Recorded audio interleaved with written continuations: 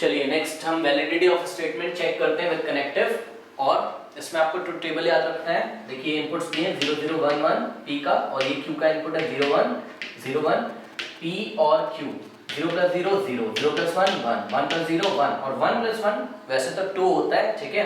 ये Boolean algebra है, 2 नहीं लेना आपको, 1 + 1 1 लोगे आप।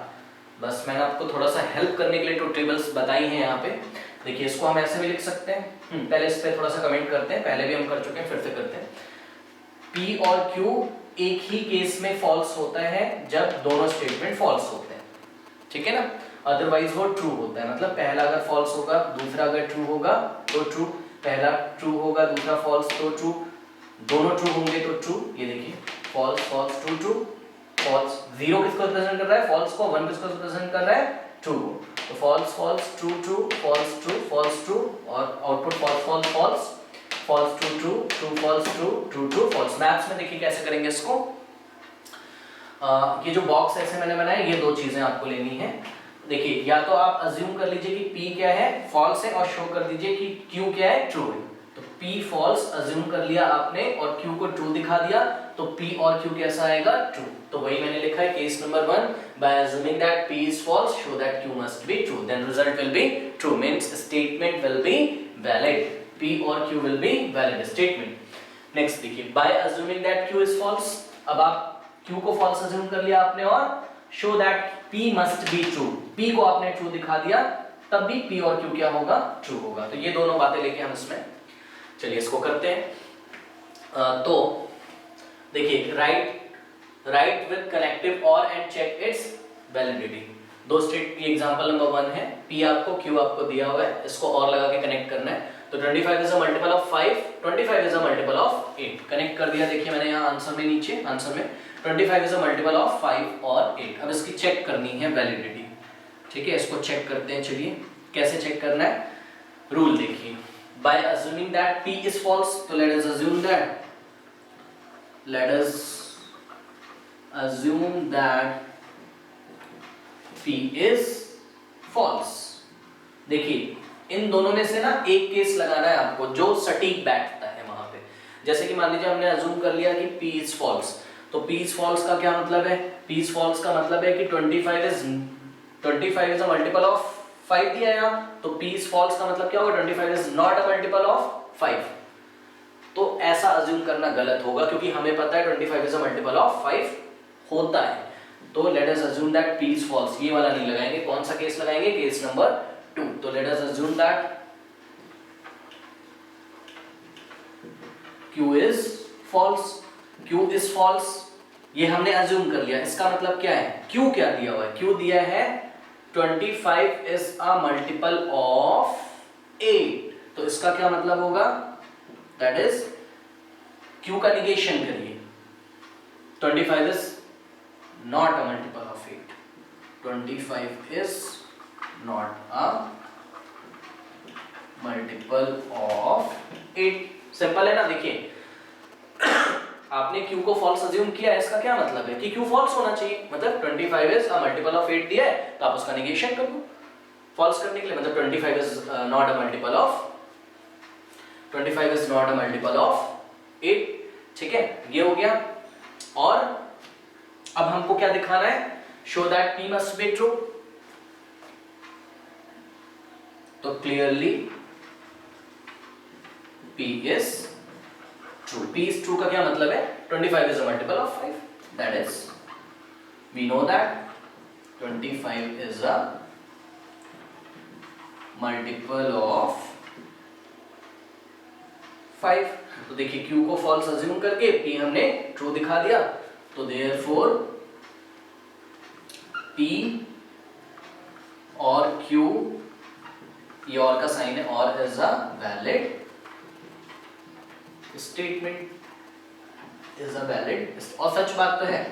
देखिए आप इसको ना ऐसे भी समझ सकते हो एक कॉमन भाषा में, कैसे, क्या बोला जा रहा है, 25 इज अ मल्टीपल ऑफ 5 और 8, ऐसा किसी ने बोला, ठीक। तो इसका क्या मतलब है भाई कि वो क्या कहना चाहता है, 25 या तो 5 का मल्टीपल होगा या तो 8 का। अगर इनमें से दोनों में से एक भी बात उसकी सच हो जाए तो ये जो पूरी बात उसने बोली है ये पूरा उसका सच हो जाएगा, पूरा ट्रू हो जाएगा, है ना। तो 25 इज अ मल्टीपल ऑफ 5 और 8, मतलब 25 या तो 5 का मल्टीपल है या तो 8 का, तो भाई 25 5 का मल्टीपल है, ये बात उसकी सच हो गई, मतलब ये ट्रू स्टेटमेंट है। चलिए दूसरा करते हैं, बट ये तो मैंने आपको ऐसे ही कॉमनली बताया, कॉमनली नहीं करना है, हमें ट्रुथ टेबल और मैथमेटिक्स की हेल्प से करना है, ठीक है ना, जो रूल्स हमें बताए गए हैं उसकी हेल्प से। नेक्स्ट देखिए,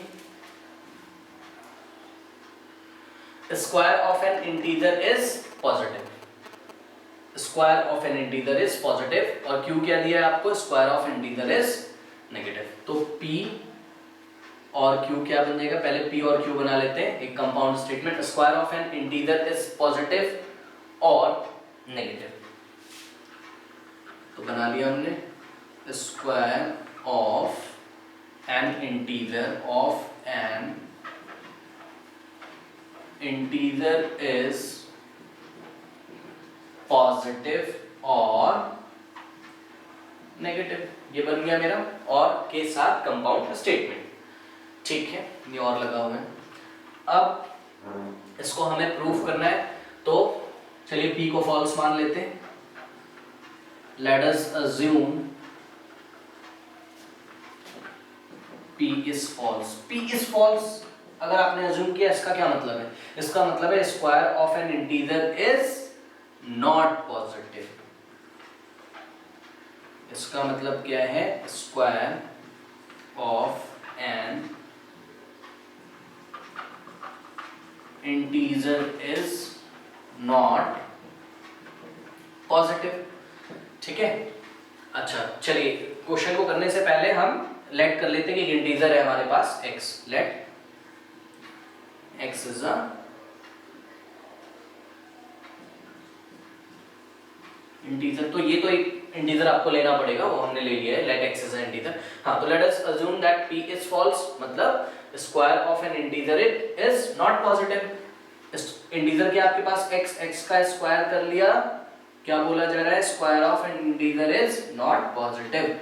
तो इसका मतलब क्या है, square of an integer is not positive का मतलब क्या है कि इसका स्क्वायर जो होगा वो 0 से बड़ा नहीं होगा, है ना, 0 से ग्रेटर नहीं होगा, ठीक है। या आप इसको ऐसे बोल सकते हो कि square of an integer is not greater than 0 और इक्वल टू 0, ठीक है। तो स्क्वायर अगर किसी इंटीजर का पॉजिटिव नहीं है तो इसका मतलब है कि वो, जैसे कि मैं आपको दिखा रहा हूं, देखिए मान लीजिए किसी इंटीजर का स्क्वायर पॉजिटिव नहीं है, तो इसका क्या मतलब है, वो 0 से बड़ा नहीं होगा, यही तो मतलब है ना, ठीक है। ऐसा हमने अज्यूम कर लिया। अब इसका क्या मतलब है, इसका ये मतलब है कि अगर वो स्क्वायर 0 से बड़ा नहीं होगा तो वो क्या होगा, 0 से छोटा होगा, है ना। तो इसका मतलब है, तो it shows that x square is less than 0, मतलब उस इंटीजर का स्क्वायर 0 से छोटा होगा, और उस इंटीजर का स्क्वायर 0 से छोटा होगा का क्या मतलब है, square of an integer is negative, ये मतलब है, square of integer is negative. तो ये क्या आ गया, ये आ गया Q is true, Q is true, ठीक है ना।